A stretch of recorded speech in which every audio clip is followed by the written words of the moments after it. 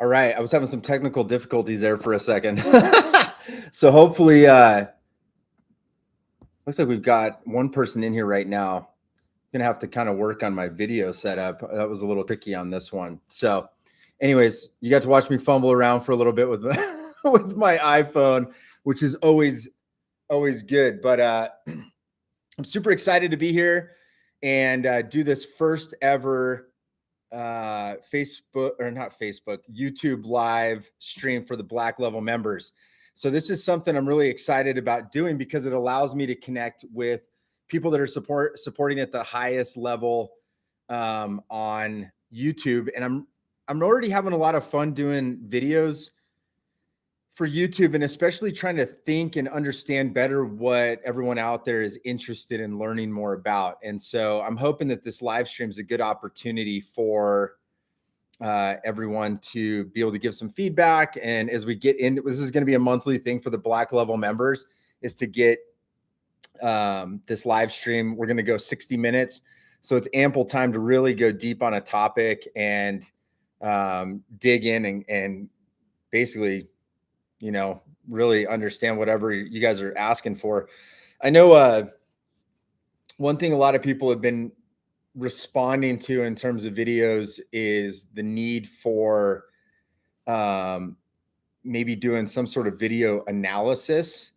And I'm super excited about trying to do that. I'm trying to look into some different type of tools that I can use with video, where I can mark on the video, kind of live write and things of that nature. So I'm going to give that a shot. So you might have to be patient with me. I've never done anything like that. So I'm going to try and figure it out and hopefully be able to get something that would allow me to do that. So that'll be really cool.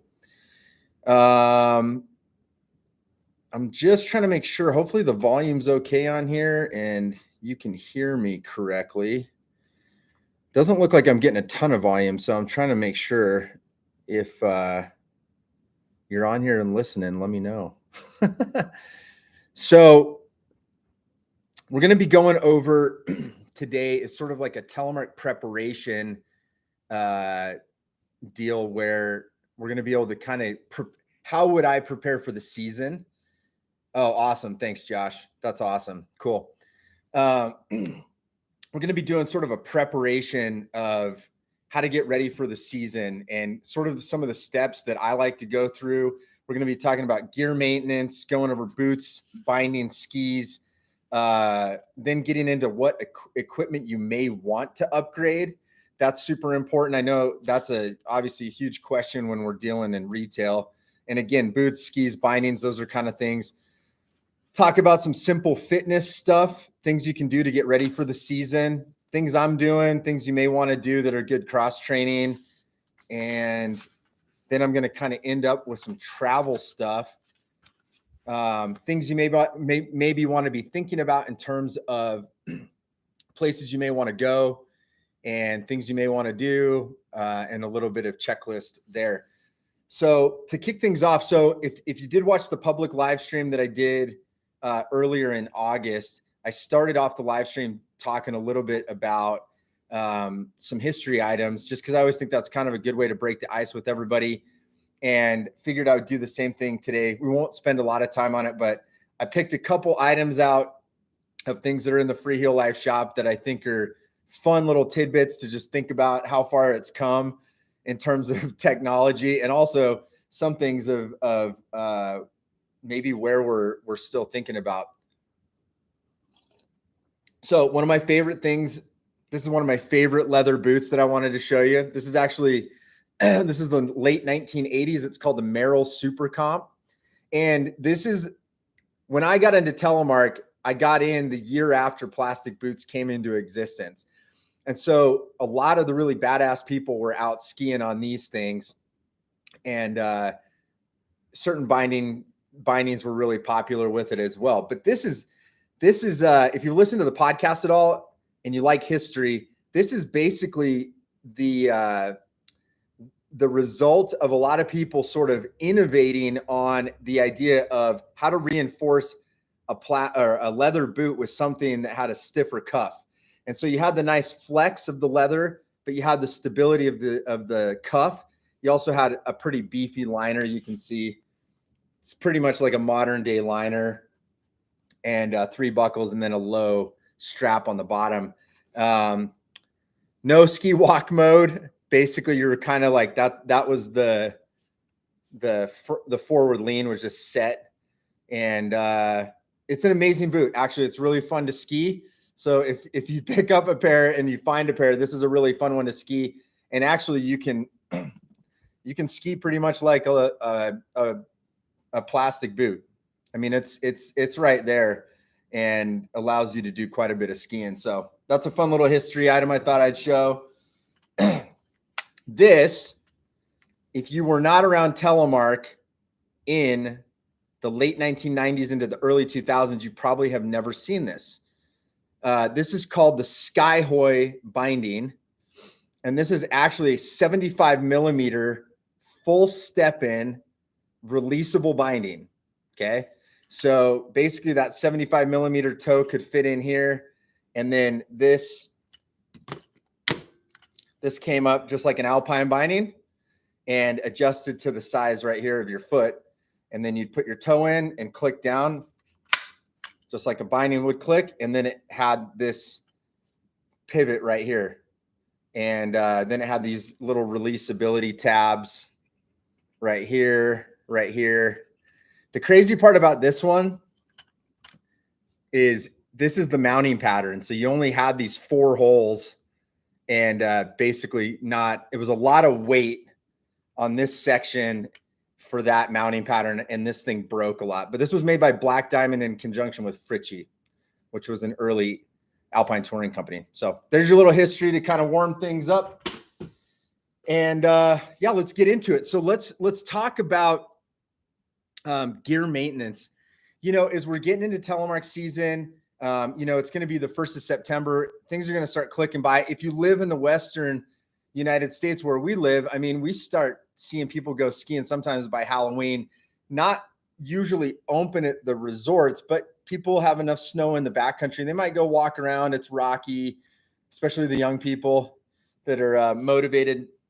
They're going to get out there and get after it as soon as possible. So September for us is actually a good time to start thinking about skiing, getting our equipment dialed in, and starting to think about the things maybe we need to change, upgrade, and whatnot. So I want to start with boots, and I'm gonna let's see. I've got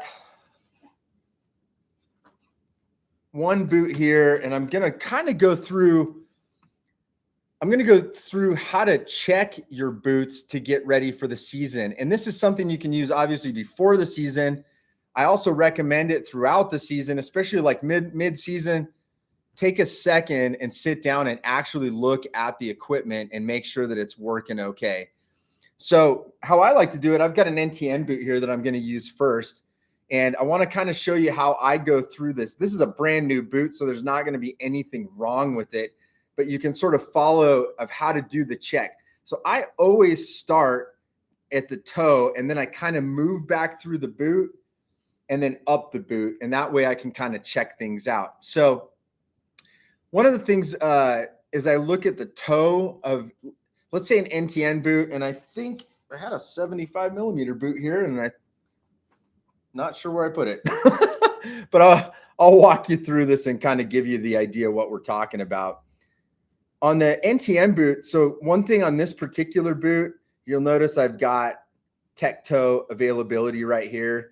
One thing I want to look at is like, is there any damage to this? Any damage to the metal? Is the plastic getting in the way? You know, you can see like is a brand new one, it's pretty clean, but sometimes this part will get kind of smashed down in front of it. And so if you're using tech toe bindings a lot, you may want to just kind of clean this up with a little razor blade or something, because you really want to have a really clean connection with a tech toe binding. So if you're using 22 Designs links or any other tech toe binding, that's a good thing to look at. And then, you know, before I kind of move down and up the boot, I'll usually look at the sole I want to make sure that I don't have any massive damage on this. On an NTM boot, more or less, I'm looking at what's going on with the second heel. These things can get really chewed up if you're walking on a lot of rocks, or maybe using snowmobile to access terrain that you're skiing. I see these things get chewed up really bad. And the problem with that is, this is what attaches to the back part of the NTM binding. If you start shaving away millimeters of this, you might not get as good of a connection to the binding as you'd like. So it's always good. Check the Vibram sole, check the second heel, or the duck butt as we like to call it. And then you can kind of come back up to the toe and just make sure, that there's not too much damage on this stuff.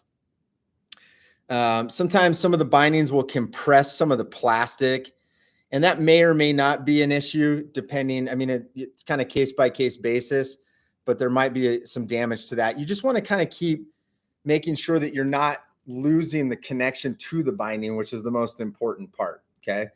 So as I go back up through the boot, the next thing I'm going to look at is kind of the side area of what we call the bellow.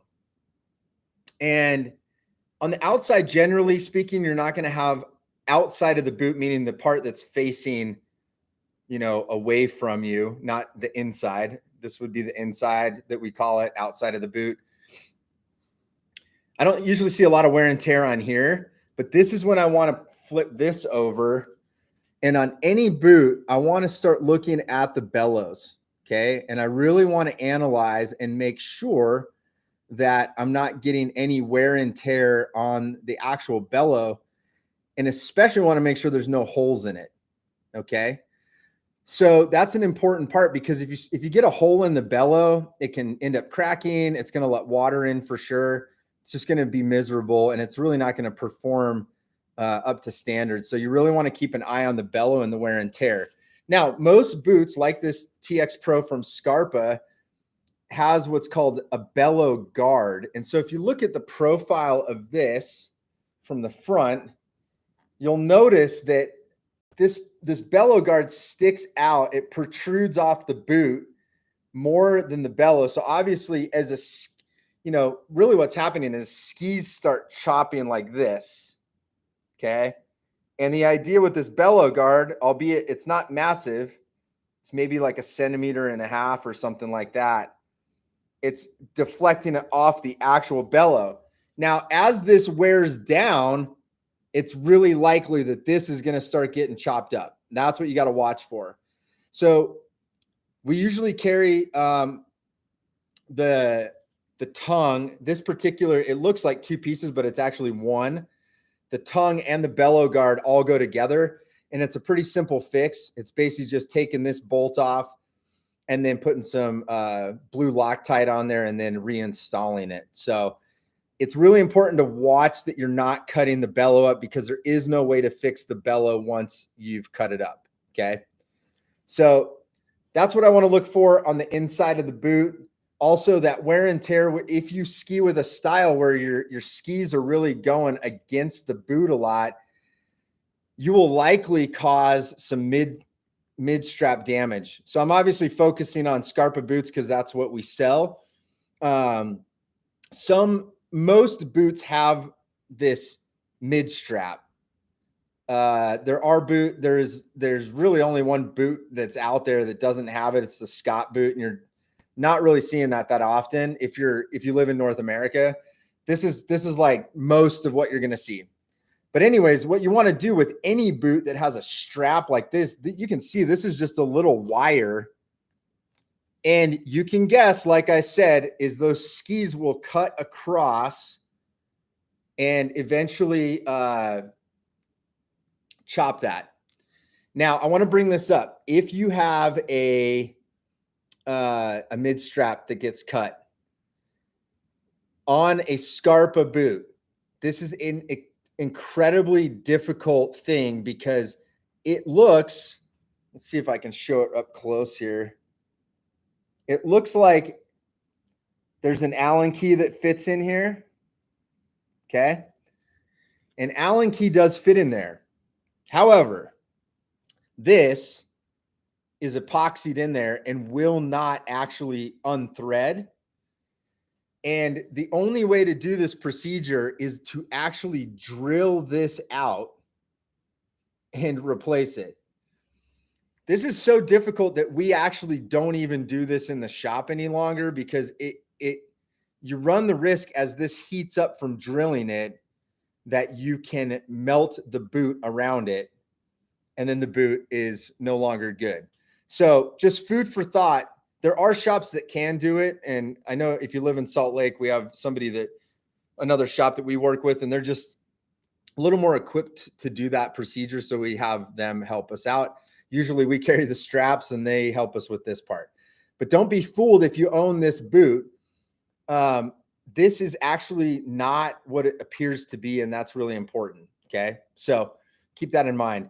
So general wear and tear on the inside, really important for us to look like. Wear and tear on the outside is important too. You know, this does have a little cant mechanism. If you've adjusted that, you just want to make sure it's tight.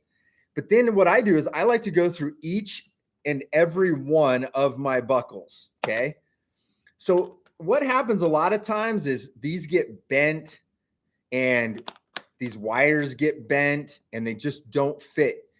So taking a chance to like put the boot on and really look at, do these things fit correctly and do they buckle down nicely, and make sure that they have not gotten bent to where they cannot be used here any longer. And then I go through here and just make sure all these work. Also, one thing with all these Scarpa boots that's nice is these micro adjust. Okay. So you can actually adjust the boot. You want to make sure those are working. If not, you could always put like a little WD-40 inside of here, kind of get those loose and working. Also, very important, make sure that these are tight. You can see these actually do come out and move.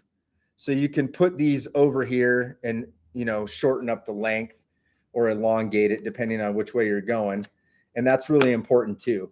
But the main thing is just make sure those buckles work, make sure they're not bent, and make sure that they're functioning properly. And like I said, some WD-40 can make it so that they should move freely. I mean, that's super easy. These are just out of the box, sort of a righty-tighty, lefty-loosey thing. And that's what you want to do there. So power strap's always good to do. And also make sure that your ski walk mechanism's working correctly. This one's pretty easy because you can make it go like that. And you can even hear it click as we go back. Just make sure it locks correctly. So as far as the boot goes, that's the general way that I like to go over it. If it's a 75 millimeter boot, which I guess I've got that super comp here. So let me use that. One thing I like to do too with a 75 millimeter boot is, as I'm looking at the toe, kind of like I look at the duck butt on an NTN boot, is I'm going to look at the 75 millimeter holes, just make sure that they're all good. And honestly, unless you're using a specific binding that has 3 pins, it's not really necessary that the pinholes work any longer, but you may want to make sure that the rubber's not cracking across it. And, you know, just general maintenance of that is super important. Now, one thing I will mention about boots, there may be one company that actually resoles 75 millimeter Telemark boots in the country. I think it's like Dave's Boot Fitter up in Seattle or something. Last I heard, that was the last person that actually still did it. So if you're getting to a resole situation of any sort, you may want to move to a new boot. That's just kind of the simple deal with that. Unfortunately, I don't think we live in a time where you can resole stuff as easy as you once did. All right, so went over boots. Bindings I want to go over. There's a couple different things, kind of similar. I'm going to show you a couple different bindings here. Here's a Rotafella Freedom. This is an NTN binding. And I'm just going to kind of go back and forth. I've got some 75 millimeter bindings as well. Overall maintenance check, you just want to make sure you're going over the entire binding and scoping it out. making sure things operate correctly, especially when you have plastic involved. Things get brittle, they get old, they get cracked, they get smashed with things. Make sure that all of the features work. You know, pull stuff, open it up. Obviously, you'd probably be on a ski, and just make sure all the closures are working correctly. You know, make sure all your heel things are going, your climbers are working correctly. And then you just want to make sure that all your cartridges are also working correctly. So when you take this over to a 75 millimeter binding, like here I have a 22 Designs axle.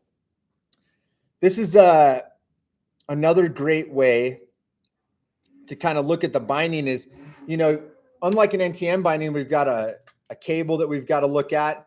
So you might want to inspect the plastic. Anything that's plastic or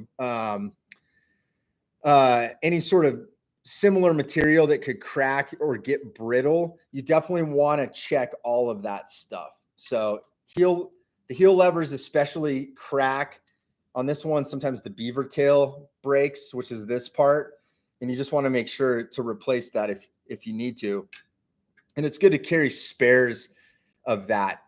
Levers like this we always carry, very easy to do. We also manufacture Bluebird Day Gear aluminum heel levers that'll be back in stock as we get into the fall and the winter.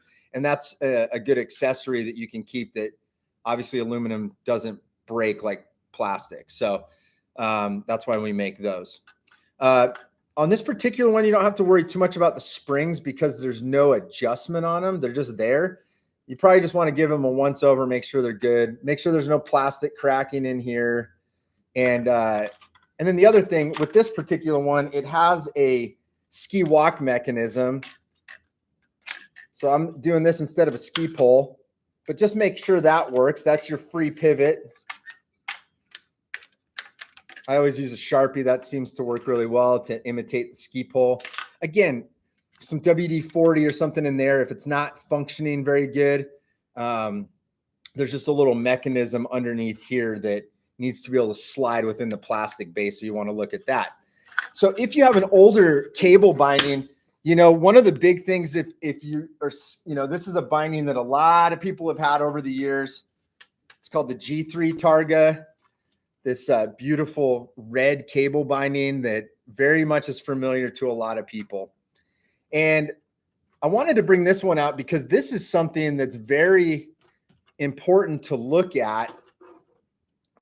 And for anyone who has a cable binding is, again, doing the once over from the front to the back, making sure there's no crackage in the plastic. But really, really where this is important is if you are using a cable that's similar to this. So I'm thinking G3 Targa Ascent. If you want to go even older, Riva 1 from Black Diamond, Riva 2, there's an immense amount of bindings because we all used to use cable bindings. So one thing I wanted to point out, now remember when I brought up the boot thing, you're checking the inner part of the boot, is you want to look at the bellow and make sure the bellow's not cutting. Well, people that are keeping their feet together really close when they're moving, they're making telemark turns like this, a lot of times they're getting friction going between their feet, their boots, and their bindings. Now on the bellows, it cuts, but here's the thing we need to look for here. And you can see it right here, is you can kind of see how it's starting to get sharp right here, okay? And what happens is, let's see if I can get that in a decent light. I'm trying to get the right angle for you guys. But basically what happens is this part ends up sharpening itself as your feet are going back together. And you can see the contact with the cable is right there. So bad news is that you are literally, by your feet going back and forth in telemark turns, is essentially making a sharp edge right here that potentially could cut the cable, okay? Now, a lot of times that cable, it will start as a simple slice in the cable. It's a protective coating, so it's supposed to protect the inner part of the cable. But once that crack happens or that cut happens through the cable, then you have the potential to start wearing on the cable itself. and eventually it will fail as well, and the whole thing will break. And you'll end up with very much a cable that just snaps right here usually, okay? Right there. It's going to break off, and that's where it becomes an issue, okay? So always inspect your cables before you go up to the hill. Next thing is make sure that you have a spare cable. Now, for bindings that are old, like Targas and some other bindings, unfortunately, they don't even exist anymore. Sometimes we find new ones or used ones that are in good shape, and we're able to sell them in our used parts section. But just keep that in mind, is it's difficult to obtain some of these cables. Now, if you have it, the next thing that's important, making sure that these cartridges are spinning freely. So righty-tighty, lefty-loosey, very important that we want to make sure all these spin. I'm getting some pretty good movement here, and that's nice. So one thing I like to do, if people come in the shop and want like sort of a binding tune-up or a once-over to make sure, and we're doing this for the customer, is we're gonna take these off. There's gonna be a threaded part on this part of the cable, and we're gonna actually use marine grease. Just get it like a tube of it at Home Depot. There's all sorts of other stuff you can use, but we've always used the marine grease because it's sort of made for like boating parts and whatever. It's made to be around water. And that's what happens is if you don't keep it well lubricated in here, a lot of times what happens is you can see there's a little gap right here. You may be able to see it where the cartridge threads into the cable. Well, guess what happens? You ski in the spring, snow's wet, and then guess what? You put it vertical, all that water falls down in the tube. You stick it in your garage or in your ski rack for over the summer in like 100-degree weather, inside your storage unit or your garage. And guess what happens is this entire thing rusts on the inside. It's very difficult to break free. It can be done, again, WD-40 or something, just spray it in there and then you can break it free. If it doesn't break free and these are frozen and you cannot do anything, the only solution is you're going to have to cut the cable. So not a fun fix and gets very, very expensive to do that. So that's kind of what I wanted to talk about in terms of binding maintenance. So we've kind of gone through boots. We've gone through bindings. Skis are kind of the same thing. I'm not going to spend as much time on this because I want you to just kind of get the idea. Start at one end and sort of work down to the other end. Now, on a pair of skis, what I'm going to really be looking at, I'm going to be looking at the sidewall, seeing if there's any cracks or damage. I want to definitely look at the base. You know, maybe I've got some little scratches that I want to fill in. Like that's a scratch that could get some simple P-Tex, but maybe not it doesn't need a base weld where it's gone all the way through the P-Tex to the wood core or whatnot. And then obviously you want to look at the edges. You know, the best thing to do is have a well-tuned ski, spend the money, get a nice tune-up, get the bases ground out, get a nice hot wax, get some structure on the ski, and make sure you start off well, spend the money just to get it tuned up and ready to go. Especially if you're going to start not right at the very beginning of the winter, around here, Thanksgiving is when things open at a resort. There might be a base, but we had a 900-inch year last year in Utah, which was crazy. The coverage was great by, Christmas time for sure. But just keep that in mind. If you're going to get a few days in where it's kind of rocky, maybe you're going to be hitting stuff, maybe hold off on the tune until that. So that basically covers gear maintenance and just really giving it a once over. And hopefully those are some points that you can kind of walk through and think, okay, cool. This is exactly what I need to do just to kind of keep my gear moving. And like I said, maybe set an alarm for yourself like mid-season to do the same thing. And then at the end of the season, sort of break down everything backwards and make sure before you store it for the next year, everything's in good shape. So you're not pulling out stuff in the fall, wondering why everything's broken and you can't find anything. So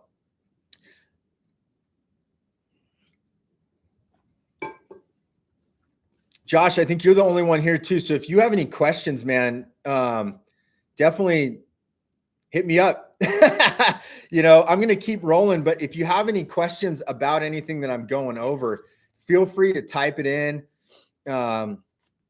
Like I said, the Black Level membership is a pretty small group right now. So this is great. So You got a one-on-one session, my dude, and happy to help. I'm going to talk a little bit about what equipment we may want to upgrade. So there's certain things. I don't know. Everyone isn't always on NTN, new Telemark norm, and some people, like, that's been around for a long time, but you'll hear me talk a lot about this. Is we want to make sure you're on product that you're comfortable with and that operates best for you. So, but I will say a couple things you may want to consider if you're looking for new boots this year, and this is the year you're like, I need new boots, then this is 100% the time you want to start thinking NTN, which is the new Telemark norm. So like I said, NTN boot does not have the duck bill. I guess we can do a little side-by-side. So top one, 75 millimeter, which is the measurement of this right here. And that's what we call the duck bill. You'll notice the bottom one does not have that, but it has what we call the duck butt, which is where the binding also fastens like this, okay? So if you're looking for new boots, then NTN is definitely the first thing I would suggest, because there is not a 75 millimeter. Well, there's very few 75 millimeter boots that are going to work for you that are new. I mean, there's so few that are made. Four buckle boots from Scarpa, for instance, there is no four buckle 75 millimeter boot. So you have to start moving to NTN. So more what I'm trying to encourage is it's a financial transition. Like, it's a good investment to move to new Telemark norm if you're ready for a new boot. Now, if it's just the new shiny thing and that's the pitch, I don't always try to sell it like that, because it's not always the best fit for people. And someone might have a good pair of 75 millimeter boots and they're like, well, I'm not ready for boots. I always just say, what binding are you on? And honestly, that might just be as upgrade the binding. Okay. So I gave two examples. So if you're ready for new boots, move into NTN. Now, the two companies that we carry at Freeheel Life are 22 Designs and Rotofella. So I showed you one of the Rotofella bindings. This is the Freedom. It's got a tour mode. They have the Free Ride. And then Outlaw X from 22 Designs is one of our best-selling bindings for NTN. And that is a great option for a lot of people too. And then if you want to go tech toe, which is where you're going to have the two pins, looks sort of like an AT binding, Alpine Touring binding, for those that are familiar with that. And it allows you to tour on the pins that I was showing you right here. So it actually just has two pins that clamp in here, and that's what allows you to tour. So if you're going to get new boots, you got to start learning about the NTN bindings, and we're always here to walk you through that and sort of explain that. But people a lot of times think, well, do I need a tech toe binding? I usually say if you're 70% in the backcountry, 30% in the resort, tech toe is a great option, like the 22 Designs Lynx. If it's flip-flop, like a 70% inbounds, 30% out of bounds, I usually say go with what we call a cage toe, like a Freedom, a Free Ride from Rotofella, or 22 Designs Outlaw X, and you're going to love it. It's still got tourability. It's still got a tour mode, but you're not on pins. So that's the first thing. Now, if you're looking to move 75 millimeter in terms of the bindings, here's the interesting part about that is, let's say your boot situation is, hey, I'm gravy on the boots. I don't need new boots.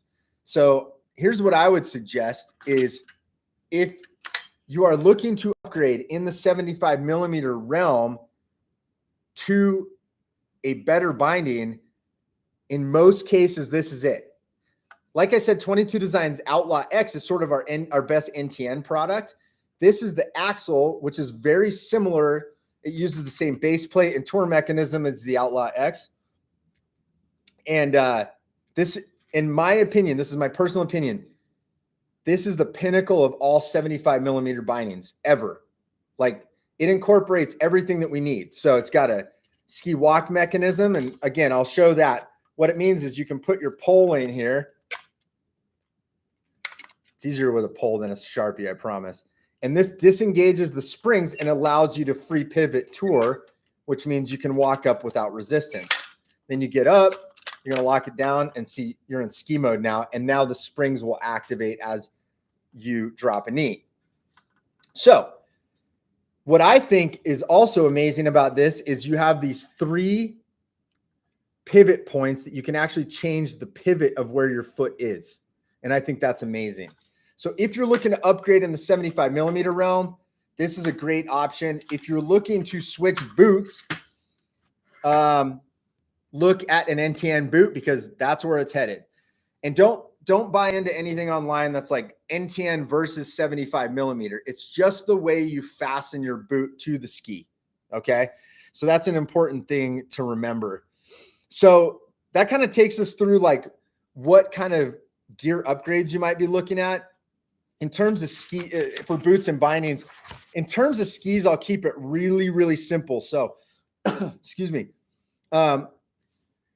Everybody wants to know what makes a great Telemark ski. Well, if you look at our Protector skis, our Protector 95 and 105, identical construction and the profile itself, this is exactly like if we had to say, and this is what we did forever before we were making our own skis, we would just say, okay, what makes a great Telemark ski? We want you to look at certain features.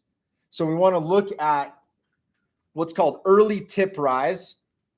And you can see right here, you can see these skis are compressed together and the tip rise literally starts way back here. I know I'm not showing the whole ski, but I think you get the idea. You can kind of see there's a little bit of air there. So you can see it starts ramping up earlier in the tip than an old traditional ski. Okay. And then traditional camber, which is sort of the arc. If you're not familiar with the terminology, camber is sort of a little arc that you compress as you push it down. So we say traditional camber, early rise tip. And the last thing is, generally speaking, is just like a little upturned tail. Now, I'm not saying like a full-on twin tip, but I'm saying that little upturned tail allows you sort of to wash out the back of that turn. And that's nice for most people. So, of course, we would love to help you get into a Freeheel Life ski, since this is the Freeheel Life channel. Freeheel Life 95s, 105s, those are made with that exact thing in mind. Early rise tip, traditional camber, a little rise on the tail to really help out. And that's basically it. So if you're buying another brand of ski out there, that's what you want to be looking for. I would say steer away, unless you know exactly what you're looking for. I would stay away from true twin tips, even backcountry twin tips. I would steer away from skis that have too soft of wood in the core. So in our skis, we actually use this is one of our cores right here.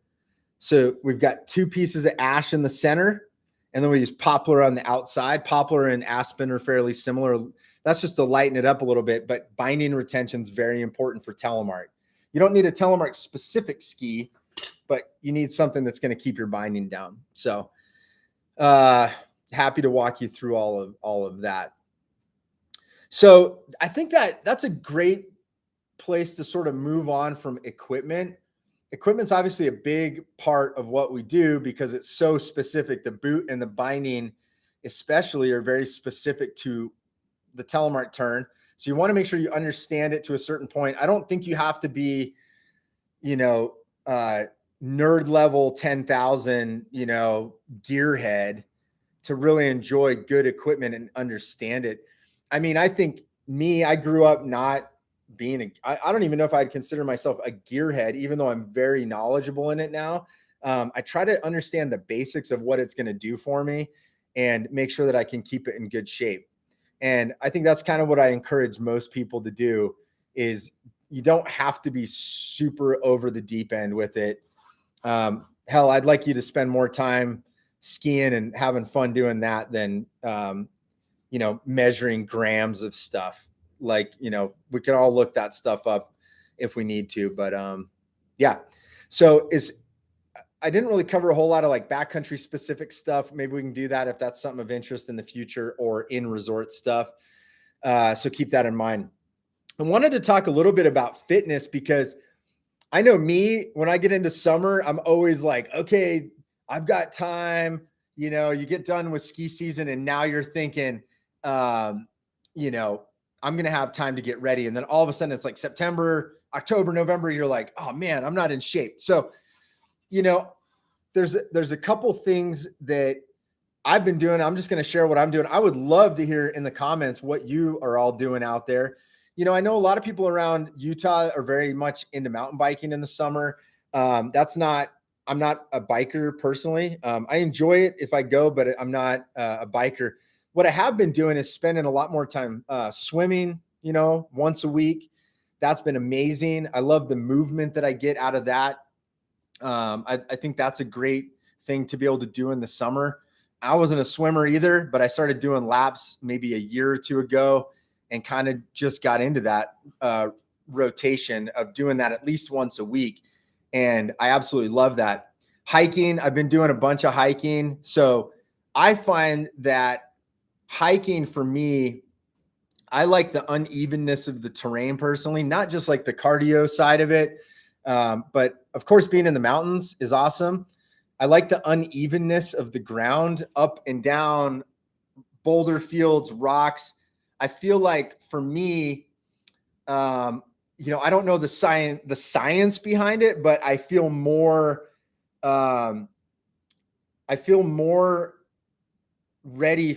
I feel like it translates the best. Sorry, I kind of brain farted there for a minute, but I feel like it translates the best, that unevenness of my feet having to move across uneven ground. I like that maintenance level of exercise because it gets me thinking about Telemark. I mean, literally, sometimes I'm hiking the same thing that I'm skiing in the winter, but I'm hiking in the summer. And, you know, whether it's walking across a hill, and I'm getting that ankle workout, that flex of the knees and the quads and all my leg muscles working. I feel like hiking is such a great way to, like I said, the cardio is great, but I like the motion around my feet, ankles, and knees. I feel like that's a really good way to translate it across. Movement in general is just so important, you know. I know a lot of the audience, you know, you're my age, you know, you're in your 40s or more. If you're younger, bless you. Hold on to your youth for as long as you can. No, but I mean, like, as you get older, you got to keep that movement. You always hear that. I think whether you're young and you're, you know, an 18-year-old kid listening to this, or, you know, you're someone my age or older, I think movement, that's the key. That's what's going to make good telemark turns in the wintertime. You know, I'm a big jiu-jitsu guy, Brazilian jiu-jitsu. I love doing that. I get a lot of exercise components to that. I love the puzzle of it. Brazilian jiu-jitsu is a lot like telemark, honestly. It's sort of this never-ending puzzle that you've got to figure out. And that's been a really good way to not only get a workout in, but also a mental workout. And also it gives me tons of movement with all parts of my body that, you know, kind of all at once, you know, because it's a grappling art. So you're on the ground, you're using your legs and your arms, and there's a lot of physicality to it. I think a lot of people think, oh, I could never do that. But if you find the right gym, if you've ever been interested in Brazilian Jiu-Jitsu, or you don't know anything about it, you can reach out to me. I mean, I've been doing it since 2017 and kind of haphazardly got into that. I've always been into martial arts, but that was a really cool part of getting into jiu-jitsu where I've really enjoyed that. And I think it's a really cool exercise to do if you find the right gym. And so you can always shoot me a message on here, or josh@freeheellife.com, or hit me up on the Instagram, shoot me a DM or whatever. And I can kind of guide you into even find you a gym to go take a class. I would love that, because I think that's a great one to do. There is a video. So while I'm thinking about it, there's other resources that I've put together in the show notes of this video. And one of them is a video by Kate Galliette, who's also my significant other, but she has we used to do a thing called Sips and Tips, and we did a couple episodes of that many years ago. I think this is 2021 when she did it. Excuse me. And it's like 3 tips that every telemarketer needs in terms of exercises. I'm not looking at the exact notes, but it's like 3 exercises every telemarketer needs. That's a really good place to start too. She's very movement focused as well. And I think it's a little more out of the box thinking than maybe some of the stuff you might see online just for like regular ski stuff. So I think she has a really cool perspective on how to look at fitness and exercise. So definitely check that out. And then as far as technique stuff goes, I've started putting out some free videos on the YouTube channel. I did one like how to make a telemark stance. And then there's another one that talks about utilizing your big toe to pressure. I'm going to keep building off of those. And like I said in the introduction, I think there's going to be a great opportunity. And I'm so glad that you all mentioned this, is video analysis. I had never really thought to do that, but I think there's a great opportunity for maybe even you to send videos to me. For those that are brave enough to let me pick it apart online. And also for me to analyze videos that are on the internet and just kind of grab them and we can look at them and talk through them. And even some of my own skiing. But I think using those technique videos also would be a great way for us to start building in some specific exercises, some cool little games that we can work on in terms of getting ready for the season. And once we're in the season, how we can use sort of games around telemark technique to also help with your fitness. So I'm really excited about that. So if you have any things you're really curious about, let me know in the comments, or again, you can shoot me a message, but I want to make sure that I'm hearing what you're needing in terms of membership videos. I think there's tons we can do on teaching you my methodology of how to learn how to telemark and how to improve on telemark, no matter where you're at in the journey. I did a podcast a while back talking about there's no life hack to telemark skiing, which I still 100% am behind. There's no way to hack your way through telemark and somehow jump from like level 0 to like, black belt level 100. Like you can't do it. The telemark turn there's so many elements and things and time you've got to put into it. Some of us have more athletic ability than others. But it's a turn that can be accomplished by everyone, but you've got to put a little bit of time and understanding into it. And that's kind of where I'm going to focus in terms of the methodology of sharing and teaching, because the coolest part about YouTube is we can teach for members, and all you got to do is take your phone, put it in your pocket, and Freeheel Life's going to show you the way. While you're at the slopes, you can go and actually telemark ski with a little lesson on your phone. So keep that in mind, and let's keep building upon that. And I'm excited about that. Honestly, I haven't touched instruction yet in my telemark career, but I've had it. I've been thinking about it for a long time for various reasons. And this is the year we're going to really dig into that. And so I'm excited to hear what types of things people may want out there in terms of what you want to learn. Thanks for letting me take coffee breaks at 5 p.m. people. Okay, we're going to wrap up. We got about 10 minutes. I want to talk about travel, because if there's one thing that I've always loved about telemark and skiing in general, is the ability to go places and visit different mountains, different backcountry zones, different countries. And for me, someone who started telemark skiing in the early 90s, it's been a real dream of mine. I guess it was a dream when I was young to go see all these different places.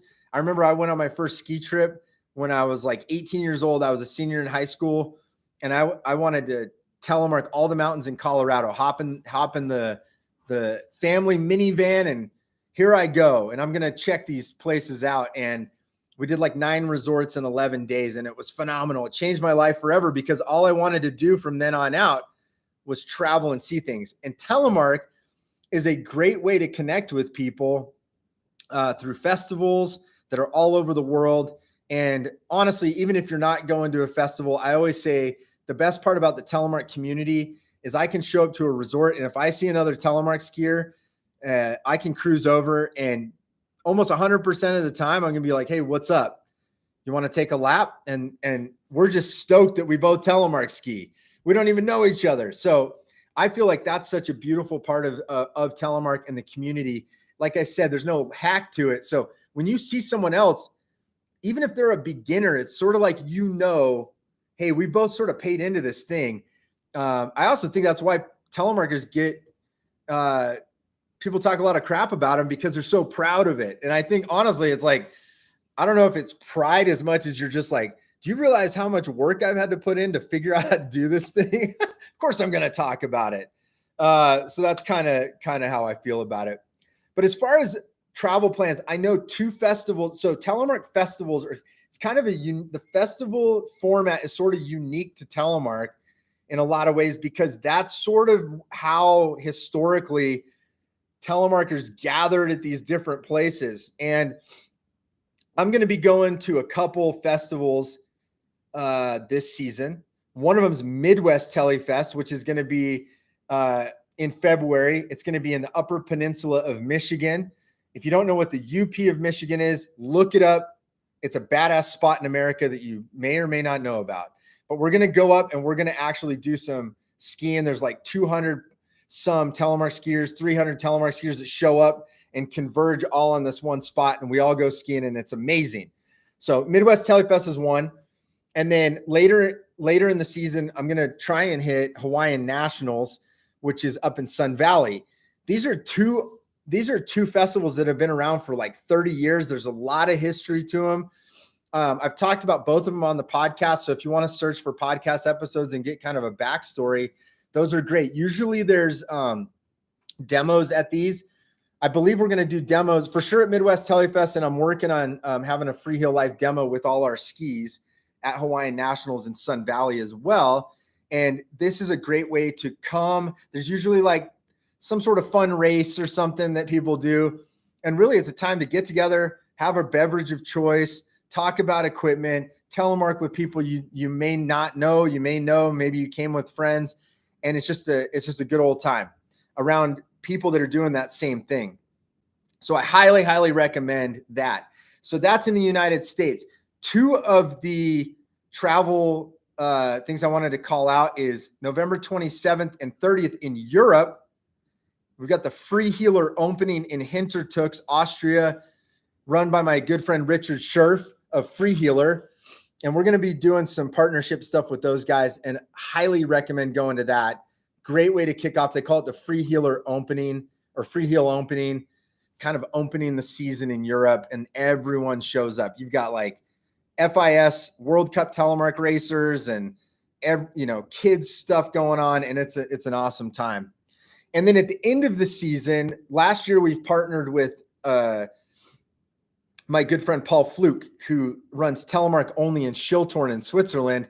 Another fantastic event, and that's usually happens the first week of May.